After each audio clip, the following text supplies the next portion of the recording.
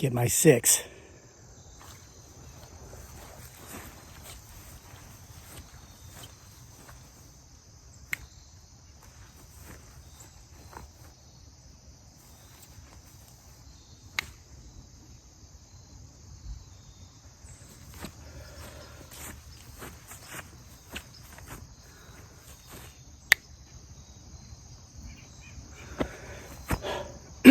Hey guys, welcome back to Homesteading Off the Grid and another reading from October Nights, 31 Tales for the Halloween season. We're up to October 29, only 2 days after today, and it's All Hallows Eve when the veil is the thinnest, but I'm telling you, it's super thin right now. And people who know how to harness its potential, see the glitches in the matrix or even the portals,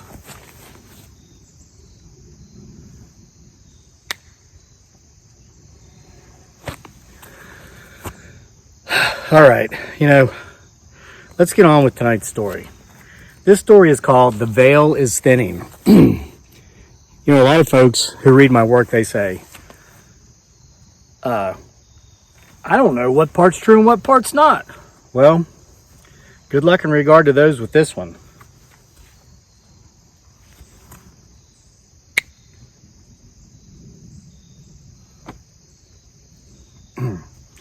October 29, the veil is thinning. As an empath, one with the eyes to see and the ears to hear what most others cannot, I must warn you, the veil is already thin and it's getting thinner. But don't just take my word for it. I can assure you that I've been in contact with many other empaths and they've confirmed the same. But even more than that, let me teach you how to see beyond the veil, and then you can go out there at dusk, or into the fog on a dreary morning, or walk along the beach and see for yourself. You can peel back another layer of the ever-thinning veil. You can see into the spiritual realm in a way others who consider this entire topic to be poppycock can't. And you can begin to become enlightened. Many people believe we are physical beings, and that after death we experience a spiritual afterlife. This, my friends, is the poppycock, because you see, we are spiritual beings having a physical experience. Every single one of us, though few of us understand such things. Albert Einstein himself said that the physical realm is merely an illusion, but that it just happens to be a very persistent illusion because of the solidity of matter. The veil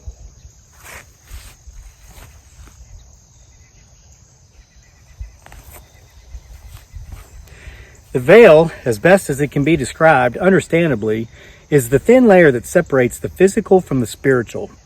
Many others have described it as the place where one dimension may overlap another.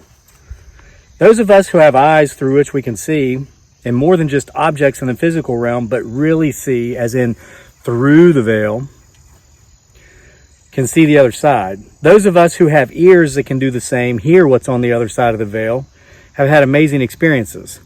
I'll share some of mine with you, and then I'll tell you how best you might be able to develop this ability.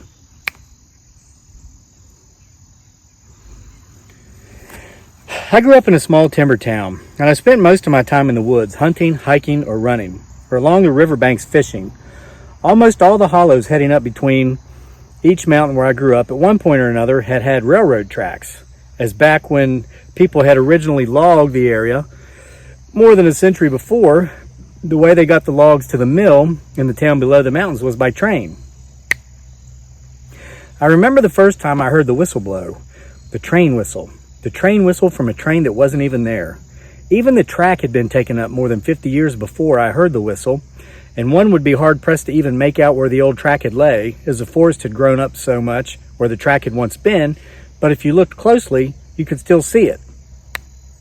I'd been sitting in my old tree stand, from which I would bow hunt but never kill any deer, not for lack of trying, I just never had success from that stand, and I heard the train whistle.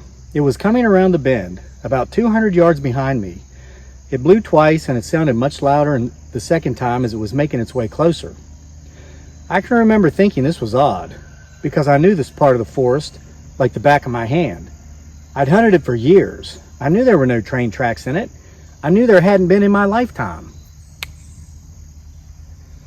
I got out of my tree stand, and it was time to go anyway because night was falling.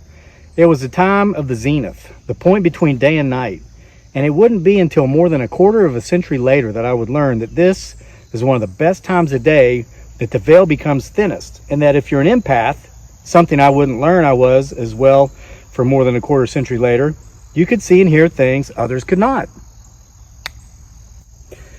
I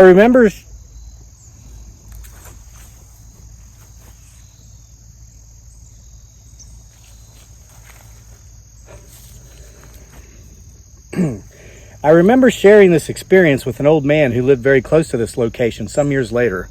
It was October, and the air was filled with the feeling of all things Halloweenish, and I'd shared my story with him of hearing the train whistle just a ways up from his house in the woods, and I remember he smiled from ear to ear.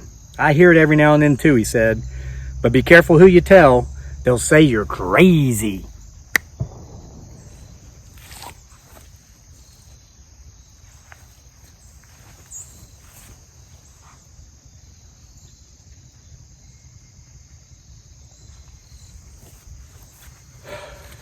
That very loud tree knock was timed. I'm being watched. I just don't know from which side. And I'm not talking left or right.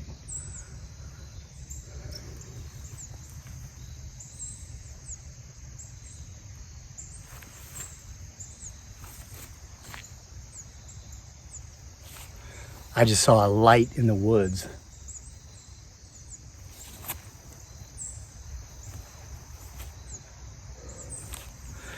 Things are getting creepy around here, guys. You see, this is the type of story that most people view as poppycock. But my old friend, dead these past 15 years now, was an empath, so he knew. He knew how to look, he knew how to listen, and therefore he could hear and he could see what others could not. Fingers are getting sore, and I don't even think this is working. Another place where one can look behind the veil, if one knows how, and the main key is simply a willingness to see and hear things that most would say is not there, is where land meets water. Like on a beach, and not just the beaches of the world's oceans, but lakes work as well. Between midnight and dawn is a good time. One can travel to the top of a mountain where earth meets sky to visit a thin spot in the veil, and even tree lines where field meets forest can be very powerful places. Sometimes. There is another place where the veil is thin, and this is where life meets death. Graveyards are the safest bet for this exposure, but, and not that I'd recommend it, combat zones are very good places to see beyond the veil as well. I have more stories from my own experiences in Iraq and the Philippines that I could share here, but what I'll tell you is that I was visited by angry ancestor spirits in Iraq, one of whom harassed me repeatedly with an influx of nightmares because I'd made the mistake of acknowledging him. And I did see the ghosts of Japanese soldiers chasing the ghosts of young Filipino maidens down the beaches of Mindanao, Philippines with ill intentions. Oh, how thin the veil was in so many places in Mindanao. Ocean meeting land, day meeting night, at twilight. Past wars against imperialists leaving many angry spirits, and the current war against the radical Islamic jihadists doing the same. The place is a supernatural hotbed. Speaking of which, it was a very distant yet related event which transpired recently which brought about this story in the first place. It happened not in the Middle East or in the islands of the South Pacific, islands fiercely being attempted to be taken over by radicals, but it did involve a very thinning of the veil where the history of similar energies are connected, and it happened in the beautiful Blue Ridge Mountains of Virginia. Once upon a time, I was an avid distance runner. However, after many years of running, jumping out of perfectly good airplanes, ruck marching many miles with too much weight and a rucksack on my back, and fighting in war, this older man's back simply can't take the pounding it used to be able to take. So this older man has switched to cycling. One day this past summer, I was cycling in a very familiar territory on a very familiar route. However, on this particular morning, I noticed something very different. There's a point on this route, about the halfway point, 4 miles into an 8-mile loop, where there's a huge field, hundreds of acres in size that can be seen, and I'm sure far more than that cannot be seen as the terrain slopes over the mountainside. And I usually stop here for a quick water break and to pay the water bill. That means take a leak. if needed. On the day I'm describing, the major difference that I saw had to do with goats. What appeared to be thousands of them. Usually, if I saw any animals in this field, it was horses and occasionally cows. I'd run past this field for years, and I've been cycling past it all summer, and this was the first time I ever saw goats. And it would be the last so far as well. The following week, I would bike... I got dizzy for a second. Hold on.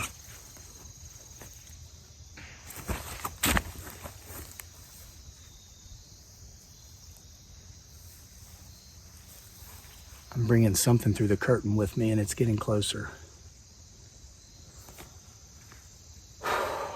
It's twilight, dusk, almost Halloween.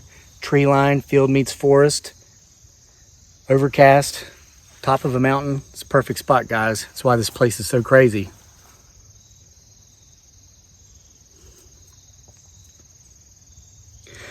The following week, I would bike the same route, and like clockwork, I stopped at my watering hole, and only to drink, which was good because there was an older man working on some of the fencing this time that I stopped. "How many goats do you guys have?" I asked him as I got off my bike. "Ain't got no goats," he said. "We run cattle and horses." "You leasing your land to goat farmers?" I asked, taking a swig from my water bottle. "Boy," the man said, "they ain't been goats on this land in near a century." "Huh," I said. "I was by here last week and I could have sworn I saw 1,000 goats out there. Must have been cows, but really far away." The old man looked at me as if he was trying to figure out if I was pulling his chain or not, and I guess I passed mustard because he then said, "That's interesting that you say that." "Why is that?" I asked. "My daddy bought this land off of some people who'd come here from the Middle East after World War I, and they actually raised goats." "Really?" I said, but there wasn't any hint of surprise in my voice because I wasn't surprised. My only thought was, well, it happened again.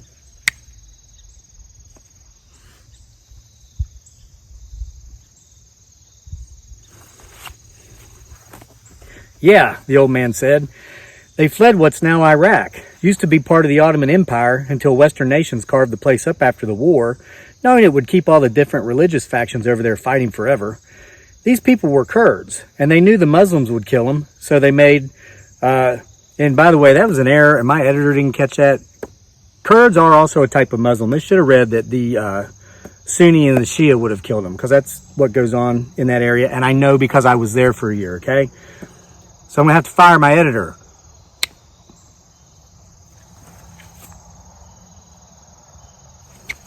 All right, we'll give him a second chance. Several families at first pulled their resources, bought the land, raised goats, got rich, and by the third generation were spoiled and sold the land to cash out, and that's how my daddy got it. "That's interesting," I said, and he'd laid out exactly how so much self-made wealth in America works. The first generation works to earn it. The second generation is pretty good at keeping it because they remember as children mom and pop working so hard to obtain it. And then the third generation is soft, spoiled, and possesses little if any work ethic because everything has been given to them. They are pretty much raised with entitlement mentalities. Self-made wealth in America rarely makes it to the fourth generation before being dissipated. "You know what else is interesting?" the old man said. "What's that?" I asked. "You ain't the first person to tell me they seen goats in this field." "That is interesting," I said, and I got back on my bike and I pedaled away before things could go further. No need for this old man to be considering what might say next. This thing about the thinning of the veil to be poppycock. Best to let him remain convinced we're physical beings who may, someday, after death, have a spiritual experience, rather than the truth that we're spiritual beings having a physical experience. Most people don't want to hear the truth when their minds are already made up. So how can you learn to look beyond the veil? Well, there are the ways I've described already. Open your mind. Unlearn everything you think you know. Go outside at twilight, especially where forest meets field, or water meets land, or land meets sky, up on top of a beautiful mountain. Or you could just wait a couple more days. You could wait for Samhain, which is probably the most powerful time of year when the veil grows thinnest. Perhaps you know this time, Samhain, by a different name. Perhaps you've heard it referred to as All Hallows Eve. And if not that, perhaps you know it by its most common name of all, Halloween. And it's coming soon, and the veil is thinning. The end.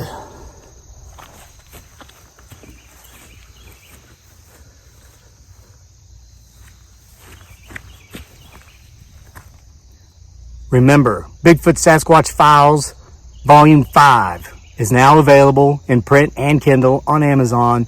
The link is in the description below. I hope you enjoyed tonight's reading from October Nights. We've only got 2 to go. I hope you will return to hear these stories.